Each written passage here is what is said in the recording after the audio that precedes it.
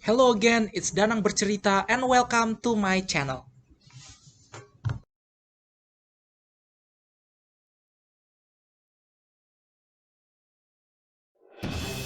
Selamat datang di YouTube channel Danang bercerita dan ini adalah video pertamaku tentang pengetahuan sejarah. Di video pertamaku ini aku akan membahas tentang sejarah Korps Komando Angkatan Laut pada masa Perang Kemerdekaan. Ya, KKOAL atau Korps Marinir TNI AL merupakan infanteri elit milik Angkatan Laut Indonesia dikenal dengan kiprahnya di berbagai front. Salah satunya adalah mengamankan demo pada tahun-tahun sebelumnya. Tapi kita tidak akan membahas hal itu. Dan bagaimana Korps Komando Angkatan Laut ini berkiprah pada masa Perang Kemerdekaan? Simak di cerita berikut.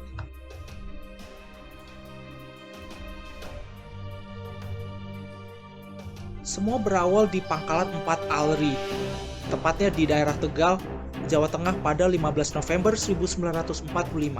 Oleh karenanya, tanggal tersebut diperingati sebagai hari ulang tahunnya Korps Marinir TNI AL. Dalam nama bahasa Belanda ya, Korps Marinir pada awalnya dimaksudkan untuk menjadi sekolah pelatihan bagi para pelaut Angkatan Laut untuk mendapatkan bertempur dalam pertempuran darat. Jika terjadi ke dalam keadaan darurat, sebagian instruktur perintisnya adalah lulusan sekolah pelayaran. Namun setidaknya salah satu instruktur di sekolah tersebut terdapat seorang alumni pembela tanah air bentukan Jepang yaitu Tatang Rusmaya. Dia memiliki pengalaman dalam perang darat. Salah satu aksi satuan KKOAL pada masa Perang Kemerdekaan adalah saat agresi militer Belanda II atau Operation Crow. Ya, Operasi Krai tepatnya dalam perspektifnya Belanda, nama operasi tersebut. Peristiwa ini terjadi pada 19 Desember 1948 yang dimana Belanda melanggar perjanjian Renville dan melakukan penyerangan militer ke beberapa daerah di Indonesia. Menghadapi hal ini, para pejuang kemerdekaan menghadapinya dengan menggunakan taktik gerilya. Salah satunya, pasukan Korps Armada 4 CA4 Tegal di bawah pimpinan Kolonel Darwis Jamin dan Korps Mariners di bawah pimpinan KKO Mayor AKO Agus Subekti melakukan operasi gerilya di daerah Jawa Tengah. Dalam kisahnya, pasukan dengan perwira antara lain Letnan Sutomo, Kapten Warik Prabowo, Letnan Waluyo Sugito, Letnan Mukiat, Asali Suwandi, Adam alias Copet, dan Palal turut serta memberikan perlawanan peperangan gerilya di daerah Pemalang, Jawa Tengah dan sekitarnya. Walaupun dengan perlengkapan seadanya, pasukan KKOAL ini berhasil melakukan pengerusakan terhadap fasilitas-fasilitas yang dipakai oleh pihak militer Belanda. Salah satu perwira yang ikut bertempur adalah Letnan KKO Sutomo. Beliau merupakan perwira intelijen yang tergabung dalam grup A yang sangat disegani dan kerap dia merepotkan pihak Belanda. Sebagai pejuang berkarakter dan tanpa kompromi terhadap Belanda dan kaki tangannya, beliau merupakan pejuang yang sangat diburu oleh militer Belanda, yang konon katanya memiliki kesamaan nama dengan tokoh Bung Tomo pada peristiwa pertempuran 10 November 1945 di kota Surabaya, Jawa Timur. Dikarenakan keahliannya dalam melancarkan serangan-serangan secara terbuka, taktik gerilya dan kemampuan intelijennya, Letnan KKO Sutomo dan para pejuang berhasil menggagalkan beberapa rencana penyerangan yang dilakukan oleh pihak militer Belanda pada pos-pos pejuang.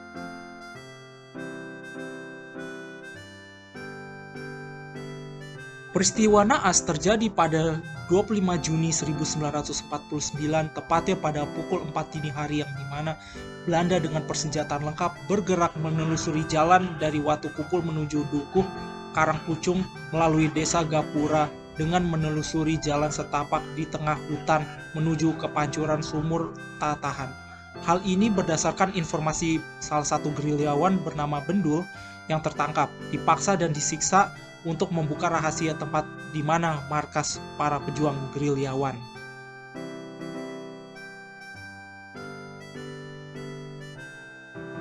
Tepat pada pukul 5 sore, pada saat para pejuang sedang beristirahat di Pancuran, dengan senyap pasukan Belanda mengintai dan mengepung pejuang yang berada di areal tersebut. Tidak bisa dihindari, Karena dalam kondisi tidak siap sama sekali, Letnan Kakao Sutomo yang sudah terbidik gugur tertembak oleh penembak jitu atau sniper Belanda. Bahkan dalam hitungan detik, rentetan peluru juga memberondong para pejuang tanpa memberikan perlawanan yang berarti. Bereaksi atas situasi ini, sambil melempar granat di sekitar lokasi dan menembakkan beberapa peluru, Kapten Ali Sadikin melakukan perlawanan dengan cara mundur untuk menyelamatkan diri.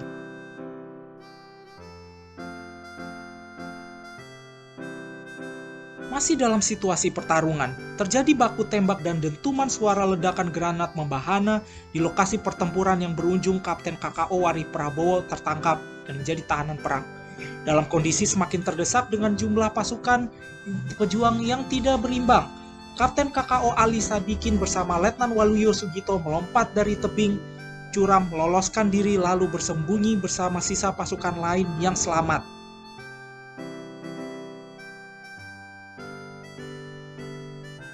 Pasukan Belanda setelah berhasil melakukan penyergapan, kembali dengan menawan Kapten KKO Warih Prabowo dalam keadaan tangan terikat, menuju markas besar Belanda di daerah Pemalang. Di tengah perjalanannya, tepatnya di Jembatan Comal, Desa Wanarata, Kecamatan Bantar Bolang, Kabupaten Pemalang, sang kapten dengan sigap melepaskan diri melompat terjun ke sungai tersebut. Pihak Belanda melakukan pengejaran dengan berondongan tembakan, namun berhasil lolos. Untuk mengenang peristiwa itu, Jembatan Comal diberi nama Jembatan Kapten KKO Warih Prabowo.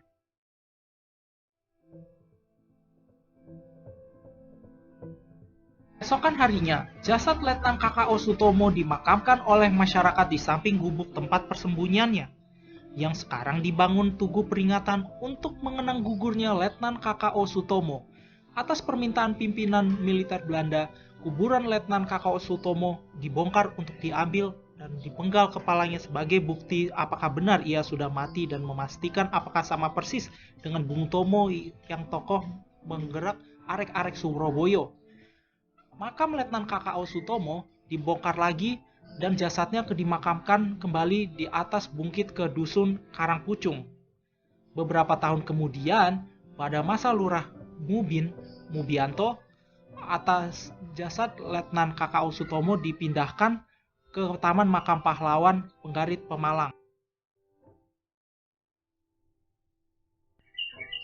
Untuk mengenang jasa para pejuang kemerdekaan, pada tahun 2018 para prajurit marinir asal Pemalang membangun tugu Letnan KKO Sutomo.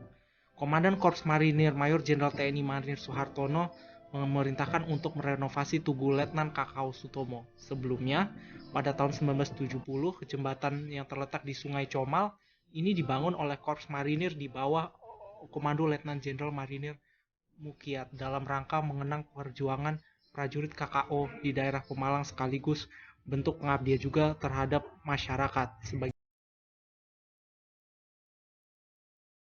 Thank you for watching my video. Jangan lupa like, comment, subscribe untuk YouTube channel ini. See you on the next video. Bye bye.